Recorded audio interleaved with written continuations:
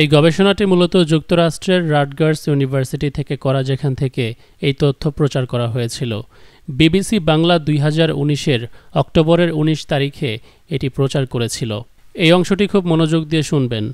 যুক্তরাষ্ট্র ভিত্তিক একটি গবেষণায় বলা হয়েছে, কাশ্মীর বিরোধের জের ধরে ভারত ও পাকিস্তানের পারমাণবিক যুদ্ধে তাৎক্ষণিকভাবে প্রায় 12.5 কোটি মানুষের প্রাণহানি ঘটবে। গবেষকরা বলছেন, এর ফলে জলবায়ুর উপর যে বিরূপ প্রভাব পড়বে তাতে অনাহারে মারা যাবে আরও বহু কোটি মানুষ। এরকম এক বিপর্যয়ের ধারণা দিতে গিয়ে বলা হচ্ছে, 2025 সালে দক্ষিণ এশিয়ার এই পরমাণু শক্তিধর দুটো দেশের মধ্যে যুদ্ধ লেগে যেতে পারে।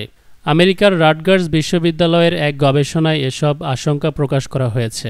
গতকালকে মধ্যরাত্রে পাকিস্তানের ওপর ভারতের আচমকা হামলার পর সোশ্যাল মিডিয়ায় দেখা যাচ্ছে, বিবিসির পাবলিশ করা গত 6 বছর আগের এই সংবাদ বাঙালিদের মধ্যে বেশ আতঙ্ক তৈরি করে ফেলেছে। কিন্তু পাকিস্তানের পরমাণু যুদ্ধ নিয়ে এটাই একমাত্র সংবাদ নয় যেটা অনেক আগে প্রচার হয়েছিল। আমাদের সুপরিচিত আরেকটি টিভি শো আছে। এতক্ষণে কি গেস করতে পেরেছেন কোন টিভি শো এর কথা বলছি আমি? Yes, Simpson's. Start off with a joke. I got one. Give me that. What's the difference between Pakistan and a pancake? I don't know any pancakes that were nuked by India. Ha ha. What? Too soon? এখানে একটা কথা হাসাহাসি করে বলা হয়েছে যে Pakistan নিউকড by India. Pakistan একটি pancake যার উপর ভারত পারমাণবিক হামলা করেছে। এবং সিম্পসনসের এই এপিসোডটাও অনেক আগের, অনেক পুরনো। সেই বিশ্ববিদ্যালয়ের গবেষকদের গবেষণায় আসা যে বিষয়গুলো বর্তমান পরিস্থিতির সাথে মিলেছে তা হলো কাশ্মীরের জের ধরে যুদ্ধের সূচনা।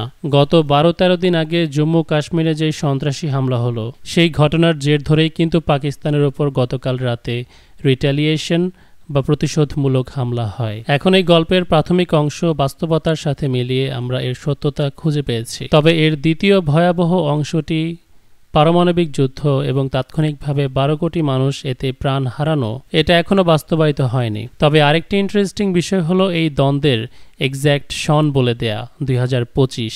ওদিকে সিম্পসনসে একইভাবে পারমাণবিকের কথা বলা হলেও সন বলা হয়নি, বরং একটা কথা এক্সট্রা যা বলেছে তা হলো ভারতের পক্ষ থেকে পাকিস্তানের উপর পারমাণবিক হামলার কথা। এখন প্রশ্ন আসে, বিবিসির করা এই নিউজ এবং সিম্পসনসের বলা সেই কথাটি আমাদের কতটুকু সিরিয়াসলি নেওয়া উচিত? বেশিরভাগ মানুষ বিষয়টি কাকতালীয়ভাবে নিতে পারে। তবে এখন যে ইনফরমেশন আমি আপনাদের সামনে আনবো তা কিছুটা হলেও আপনাদেরকে ভাবাবে।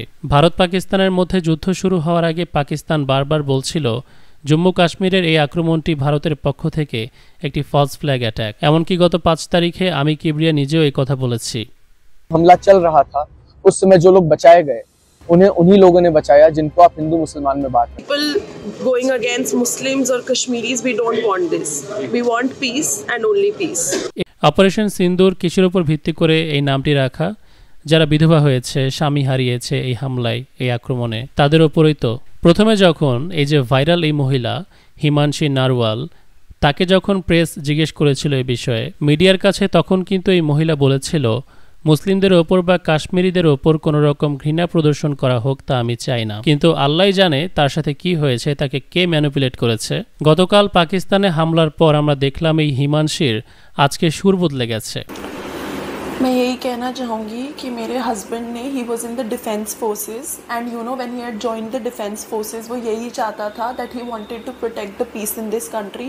ही wanted to make sure that innocent lives are not gone in this country.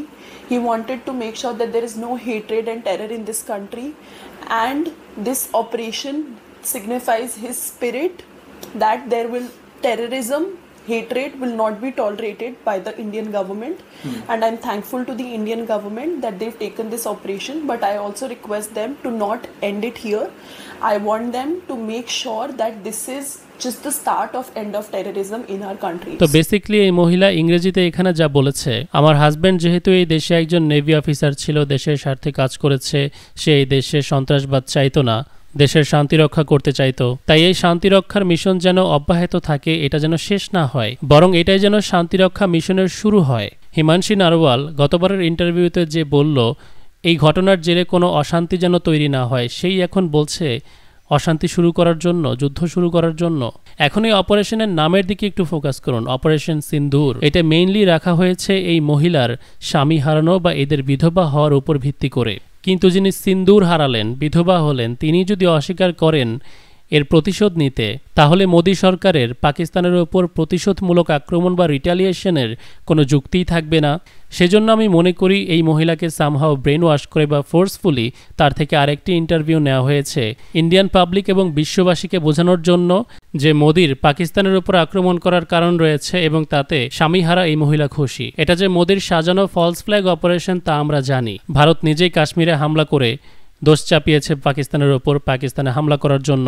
এরকম ফলস ফ্ল্যাগ অপারেশন পৃথিবীতে এটাই প্রথম বা একমাত্র নয়। বিবিসির বিষয়টিও ব্যাখ্যা করছি। আপনার আমার সবার জানা আছে 2001 সনে আমেরিকায় কি ঘটেছিল। ওই ঘটনায় মোট 3টি ভবন মাটির সাথে মিশিয়ে দেওয়া হয়েছিল, আশ্চর্যজনকভাবে, যা বিবিসি আগে থেকেই জানত, কারণ সেটিও আমেরিকার একটি ফলস ফ্ল্যাগ অপারেশন ছিল।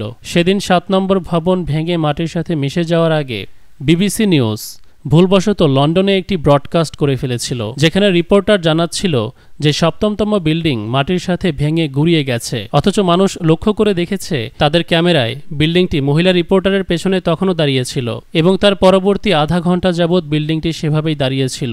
বিবিসি ভুলবশত সময়ের আগেই এই সংবাদ প্রচার করে ফেলেছিল। এখান থেকে বিচক্ষণ জনগণ ধারণা করে এই পূর্ব পরিকল্পিত ঘটনার ব্যাপারে বিবিসি আগে থেকেই জানত, আগে থেকেই ইনফর্মড ছিল। এখন এই বিবিসি বাংলা নিউজ মিডিয়া একটি লন্ডন ভিত্তিক ব্রডকাস্টিং মিডিয়া, যে মিডিয়াকে আমি আগে থেকেই অপছন্দ করি। হাসিনার আমলে খুব দাপট দেখাতো, তো এরা লন্ডনের অফিসে বসে সেখান থেকে খুব সম্ভবত এই পোস্ট পাবলিশ করে। সো ডেফিনেটলি এটা তাদের কোনো ভবিষ্যৎবাণী নয়, বরং প্রিডিকটিভ প্রোগ্রামিং, কোনো গোপন পরিকল্পনার খানিকটা পূর্বেই ঘোষণা করে দেয়া, মানুষদেরকে অবগত করা। সিক্রেট সোসাইটি এইভাবেই কাজ করে এবং নরেন্দ্র মোদী নিজেও সিক্রেট সোসাইটির সদস্য, নতুন বিশ্বের জন্য কাজ করছে। People don't know this about the world. If you understand how Satanists work and think, Satanists believe in karmic retribution. They don't believe they're allowed to trick you.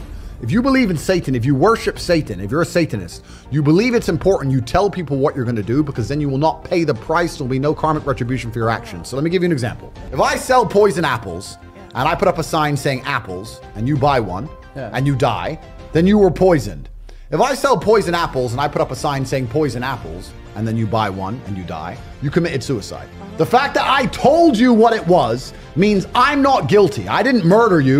You committed suicide. So when you do bad things, when you do evil things, the Satanist handbook, you can look this up yourself, the satanic religion says you have to make it clear to them what you're doing. And if they don't resist, if they don't stand up against it, then they are complicit. They're agreeing that what's happening is okay. Narendra মোদীর ব্যাপারে আমরা একটা বিষয় জানি, সে একজন যোগী, মাঝে মধ্যে yoga করে আর কি, বিশেষ করে যখন ইলেকশনের সময় আসে যোগ সাধনায় বসে যায়, বিশেষ ধ্যান, অ্যাস্ট্রোলজির ওপর, জ্যোতির্বিদ্যার ওপর বিশ্বাস করে করোনা ভাইরাসের সাথে যুদ্ধ করার জন্য মোমবাতি জ্বালিয়ে বসেছিল। এসব তন্ত্রমন্ত্র জ্যোতির্বিদ্যার জন্য ওদের কাছে বিশেষ একটি বইও আছে, যেটিকে বলা হয় ভবিষ্যা মালাইকা পুরাণ। এই কেতাবে বলা আছে শনি গ্রহ যখন মীন রাশিতে মুভ করবে, স্যাটার্ন যখন এরা অফ পিসেসে ঢুকবে, এটা মানুষের কাছে মোক্ষম সময় হবে তাদের স্বপ্ন পূরণের জন্য।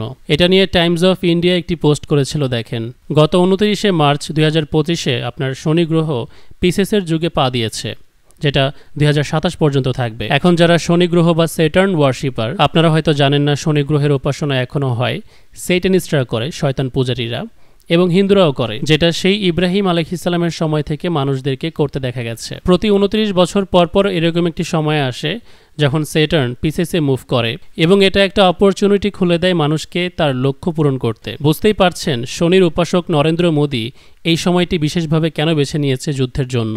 বিবিসির এই বিষয়টি আগে থেকে জানা, সিমসন্স ওইদিকে আবার এই বিষয়ে কথা বলা, পশ্চিমা বিশ্ব, ভারতের সরকার, এরা সবাই আসলে বিষয়ে জানত। এই যুদ্ধ যে তারা ঘটাবে সে সম্পর্কে জানত। পশ্চিমা বিশ্ব এখন এমন পজিশনে থাকবে যেন দুই পক্ষকে লড়াই করানো যায় এবং আরেকটি যুদ্ধ থেকে ওরা ফায়দা নিতে পারে, যেটা ওদের কাজই। স্যাটার্ন ওয়ার্শিপার যে শুধু হিন্দুরা তা কিন্তু না, ইলুমিনাতি বা ফ্রিমেসনারির সাথে যারা জড়িত আছে, যারা এর মেম্বার, তারাও স্যাটার্ন ওয়ার্শিপার। আপনি এখন শুধুমাত্র পশ্চিমাদের তিরিং বিরিং নাচ দেখবেন, কিন্তু আলটিমেটলি কোনো লাভ হবে না, কারণ স্যাটার্ন ওয়ার্শিপার তো আল্লাহ তাআলার সৃষ্টির উপাসক। সেই জায়গায় আমরা সরাসরি সৃষ্টিকর্তার উপাসনা করি। আমাদের সাথে কিভাবে এইসব জ্যোতিষবিদ্যা নিয়ে জিতে যাবে? By the way, congratulations to the Pakistani army, Rafale সহ 5টি যুদ্ধ বিমান ধ্বংস করে ভারতের বদমাইশির কঠিন জবাব দেওয়ার জন্য। যেই দেশের ওপরেই নিউ ওয়ার্ল্ড অর্ডার, নতুন বিশ্ব ব্যবস্থার নোংরা চাল চালা হবে, আমরা তাদেরই সমর্থনে দাঁড়াবো ইনশাআল্লাহ। মাঝখান থেকে চাইনিজদের J-17 এর মার্কেটিং করে দিল, বাহ, পাকিস্তান জিন্দাবাদ, প্যান ইসলামিজম জিন্দাবাদ।